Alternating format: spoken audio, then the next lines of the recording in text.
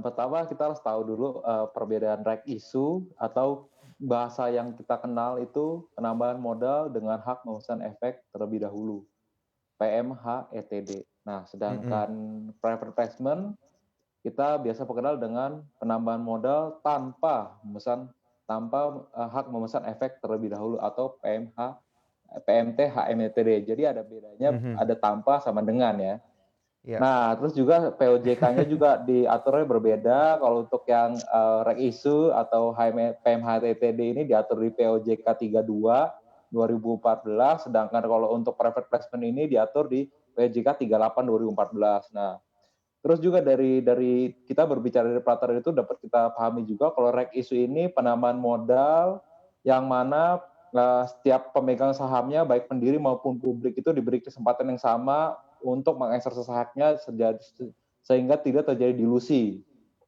Nah, Mhm. sedangkan kalau private placement ini adalah suatu kebutuhan yang mendadak gitu loh. Biasanya dalam kondisi perusahaan itu sedang membutuhkan likuiditas secara cepat atau harus memenuhi kewajibannya, dan kalaupun misalnya emang perusahaan itu membutuhkan kebutuhan dana untuk ekspansi hanya dibatasi 10% maksimal. Jadi berbeda, dan juga untuk private placement ini dapat mengakibatkan dilusi bagi pemegang sahamnya.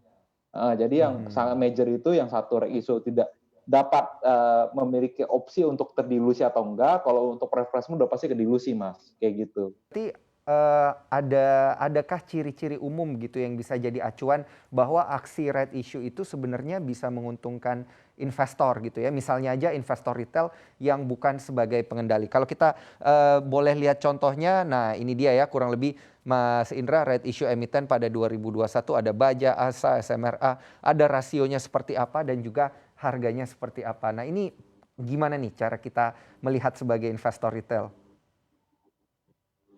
Iya, terima kasih. Pertama yang harus kita Mhm. perhatikan seperti Mas tampilkan di layar ini, bahwa yang terpenting itu rasionya.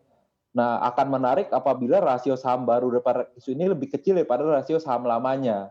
Artinya, faktor dilusinya tidak besar. Oke. Nah, Mhm. kedua juga dari rasio ini kita bisa kalkulasikan rasio yang ada untuk saham barunya dikali harga, kita tahu kan total proceed daripada reissue-nya berapa. Nah, itu akan kita bisa kalkulasikan terkait dengan kebutuhan ekspansi perusahaannya gitu loh. Nah, dari proceed dana dari reissue ini kira-kira akan membantu kinerja perusahaan seberapa besar. Nah, itu kita bisa analisa juga.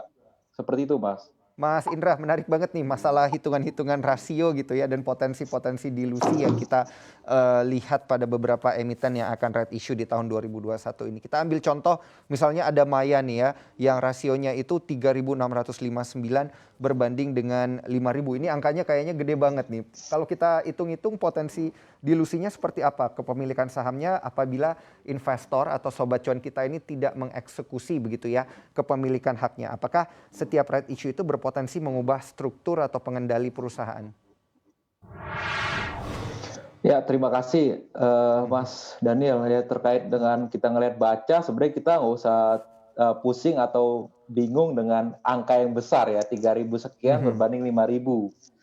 Nah, Mhm. kita cukup perkecil angkanya, kita menggunakan faktor pembagi. Jadi kita kalau mungkin dulu kita belajar matematika dasar itu kita perkecil angkanya ke hitungan satuan terkecil ya. Jadi misalnya 3.600 berbanding 5.000, artinya kan rasio barunya itu 3.600, rasio saham lamanya kan 5.000. Nah, kalau kita masing-masing kita perkecil bagi 1.000 aja kan tiga tiga tiga baru dengan 5 lama kan. Mhm. Nah, otomatis efek dilusinya plus minus sekitar 50 sampai 60% tuh, Mas. Mhm. Totalnya 8, jadi 8, 3/8 plus minus sekitar, sorry, plus minus sekitar 40 persenan efek dilusinya, Mas, seperti itu. Mhm. Baik, ini artinya sobat cuan itu wajib gitu ya, kalau kita ngelihat potensi dilusi yang besar, berarti supaya tidak terkena dilusi ini sobat cuan ini apakah kudu wajib gitu kemudian mempergunakan, hak untuk right issue-nya? Iya, terima kasih terkait dengan di-exercise atau enggaknya, sebenarnya ini Mhm. balik lagi ada hubungannya dengan TERP atau Theoretical Exercise Price ya. Jadi harga Mhm. teoritis dari exercise ratio, karena gini loh, Mas, investor retail itu kan punya harga kan bervariasi, Mas, ya Mhm. kan. Kalau misalnya harganya dia itu misalnya di atas harga rek issue, otomatis rek issue ini akan meng-average harga dia kan. Mhm. Nah, kalau misalnya harga rek issue-nya itu di atas harganya dia, otomatis itu kan udah kasih cuan dia tuh Mas. Jadi itu balik lagi ada hubungannya juga ke termnya investor. Nah, kalau misalnya ke value investing, kita berbicara terkait fundamental, itu rek issue ini sebenarnya hal yang baik gitu loh. Artinya ini menambah modal perusahaan. Kita lihat juga ya, misalnya track record perusahaan, gimana dia Mhm. eksekusi dari dana-dananya, terus juga kinerja keuangannya gimana. Sama kinerja Mhm. keuangannya oke dan tujuan penggunaan dananya jelas, saya rasa rek issue ini pasti akan berdampak positif terhadap imbal hasil kepada investor, Jawab Mas. aja pertanyaan dari sobat cuan kita yang pertama nih, Mas Indra, terkait dengan right issue jumbo dari BBRI sendiri, prospeknya nanti akan seperti apa nih? Iya, terima kasih, Mas. Saya rasa sih untuk BRI sendiri prospeknya positif ya, karena sebenarnya transaksi ini dia untuk membuat financial micro lending. Karena kan atas transaksi right issue ini dia itu mengakuisisi kalau nggak salah satu PNM, satu lagi saya lupa apa. Ini halnya positif gitu. Dan saya rasa atas transaksi ini nanti akan ada standby buyer untuk menyerap porsi publik ataupun porsi ya utamanya porsi publik kan tidak mengeksersis right issue-nya, Mas. Jadi aku sih Mhm. sampai saat ini analisis sementara aku lihat prospeknya positif untuk BRI, Mas. Tinggal kita kita belum tahu adalah harga daripada isunya di berapa gitu loh. Mhm. Nah, tapi kalau, Mas Indra hitung-hitung sendiri, ini kan nanti akan ada penggabungan antara, BRI, PNM, dan juga Pegadaian sendiri. Nah, ini apakah nanti, akan hak right issue-nya ini akan banyak dipergunakan nih bagi pemegang-pemegang saham lamanya BBRI?